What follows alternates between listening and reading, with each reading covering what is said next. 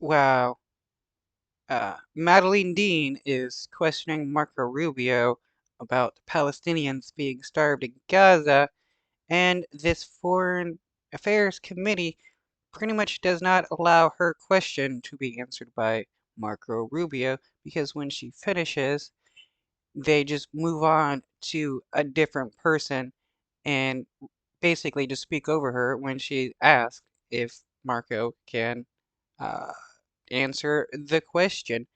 Eh, I'm glad that there are a few Dems in Congress actually trying to stop the Israeli government and the United States from supporting them.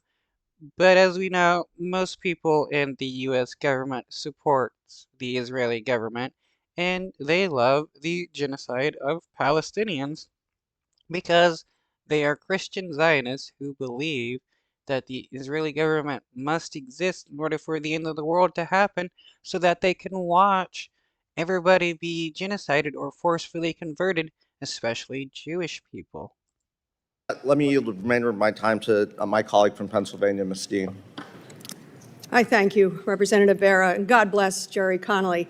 Mr. Secretary, you and I had the great privilege this past Sunday of traveling to the installation of Pope Leo, where he encouraged us to choose love and help the world's poorest.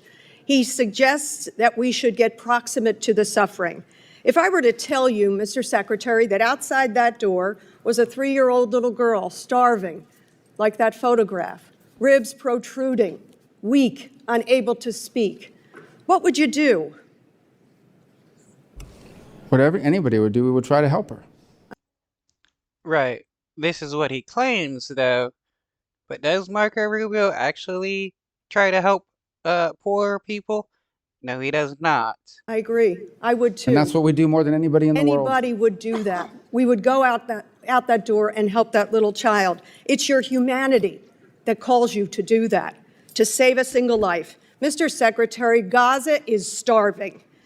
As of last week, the UN has confirmed, it's the UN, has confirmed at least 57 children have already died of malnutrition and 14,000 more are on the brink of starvation.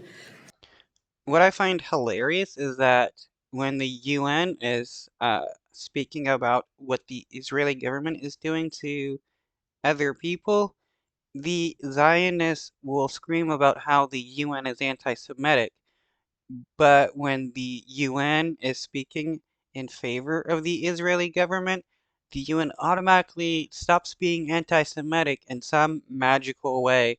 It just shows how Zionists think that the UN should work, that the UN should only be there in order to allow the Israeli government to do whatever they want. Food sits just beyond the border for days, for weeks. It was cut off. Please, please hold the clock for me. Reclaiming my time. I understand they're upset. For days, for weeks, I asked that I could reclaim some of that time that was just interrupted. We'll give you 5 seconds. 5. Additional. Innocent children are dying. Mr. Secretary, Pope Leo has called for an end to the blockade to humanitarian aid, which began by Mr. Netanyahu March the 2nd. He said, the Pope said, the price is being paid by children, the elderly, and the sick. Secretary Rubio, I call upon you and I ask for your affirmation of this. Stand by our faith, by the call of the Pope to save the children desperate for food and water, babies who have no way to feed themselves, mothers who have to watch them die. Stand by the Jewish faith. Their teaching tells us to save a single life is to save the whole universe. Will you commit to getting a surge of aid into Gaza now? Gentlelady's time has expired. Maybe the Secretary... Chair now recognizes maybe the Representative Secretary Burchett could from answer Tennessee. Mr. Wow. The moment she tried to ask her question if Marco Rubio will help get aid into Gaza, she's immediately interrupted. This goes to show that they don't like the fact that she's talking about Palestinians. Mr. Chairman, could the secretary answer my question? I don't It's a think you yes got or no. I don't think you got a question out, and I I gave did. you additional time. Chair. I don't think you got a question out. Yeah, she was asking her question when he interrupted her, and she did ask a question.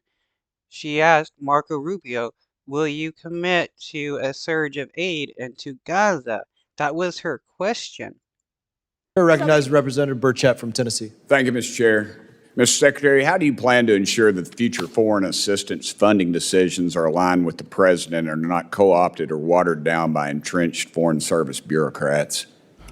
Wow, and their next question is, what are you going to do to bend over and let Trump bang you so that you can make sure that Trump gets what he wants and that uh, we that are looking to be protected don't get screwed over by Trump? Dude, this is insane. They're railroading Madeleine Dean because they want to talk about what to do about the United States support of Israel. What they want to